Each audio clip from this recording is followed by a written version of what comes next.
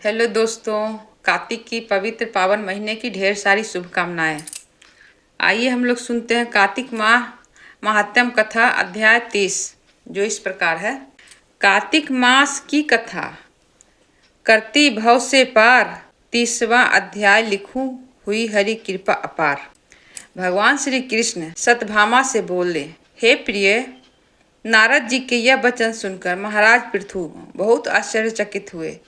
अंत में उन्होंने नारद जी का पूजन करके उनको विदा किया।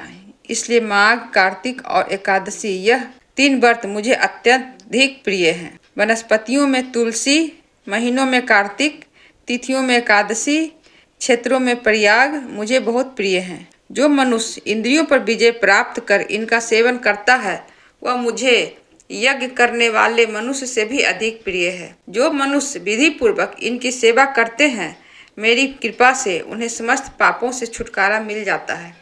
भगवान श्री कृष्ण के वचन सुनकर सत्यभामा ने कहा, हे प्रभु, आपने बहुत ही अद्भुत बात कही है कि दूसरे के लिए पुण्य के फल से कलह की मुक्ति हो गई।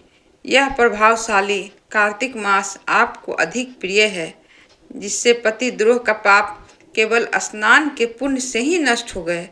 दूसरे मनुष्य द्वारा किया हुआ पुण्य उसके देने से किस प्रकार मिल जाता है, यह आप मुझसे बताने की कृपा करें। श्री कृष्ण भगवान बोले, प्रिय, जिस कर्म द्वारा बिना दिया हुआ पुण्य और पाप मिलता है, उन्हें ध्यान पूर्वक सुनो। सतयुग में देश, ग्राम, कुलों को दिया पुण्य या पाप मिलता था, किंतु कलयुग में केवल कर्ता को ही पाप तथा पुण्य का फल भोगना पड़ता है।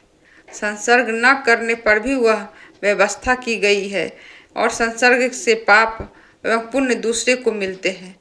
उनकी व्यवस्था भी सुनो।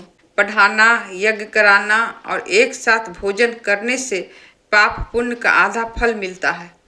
एक आसन पर बैठने तथा सवारी पर चढ़ने से, श्वास के आने जाने से पुण्य एवं पाप का चौथा भाग जीवन मात्र को मिलता है। छूने से, भोजन करने से और दूसरों की स्तुति करने से पुण्य पाप का 6वां भाग मिलता है। दूसरे की निंदा, चुगली, धिक्कार करने से उसका 7वां भाग मिलता है। पुण्य करने वाले मनुष्य की जो कोई सेवा करता है, वह सेवा का भाग लेता है और अपना पुण्य उसे देता है। नौकर और शिष्य के अतिरिक्त जो मनुष्य दूसरों से सेवा करवा कर उसे पैसे नहीं देता, वह सेवक उसके पुण्य का भागी होता है। जो व्यक्ति पंक्ति में बैठे हुए भोजन करने वालों की पत्तल लांघता है, उसे, जिसकी पत्तल उसने लांघी है, उसके पुण्य का 6वां। स्नान तथा ध्यान आदि करते हुए मनुष्य से जो व्यक्ति बातचीत करता है या उसे छूता है, वह अपने पुण्य का 6वां भाग दे डालता है। जो मनुष्य धर्म के कार्य के लिए दूसरों से धन मांगता है, वह पुण्य का भागी होता है। ठीक उसी प्रकार जिस प्रकार की दान करने वाला पुण्य का भागी होता है,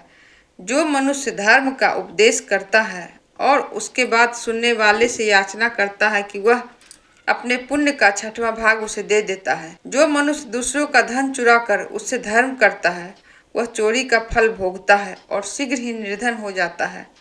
जिसका धन चुराता है वह पुण्य का भागी होता है। बिना ऋण उतारे जो मनुष्य मृत्यु को प्राप्त होता है, उसको ऋण देने वाले सज्जन पुरुष पुण्य के भागी होते हैं। शिक्षा देने वाला, सलाह देने वाला, सामग्री को जुटाने वाला तथा प्रेरणा देने वाला, यह पाप और पुण्य के 6ठे भाग को प्राप्त करते हैं।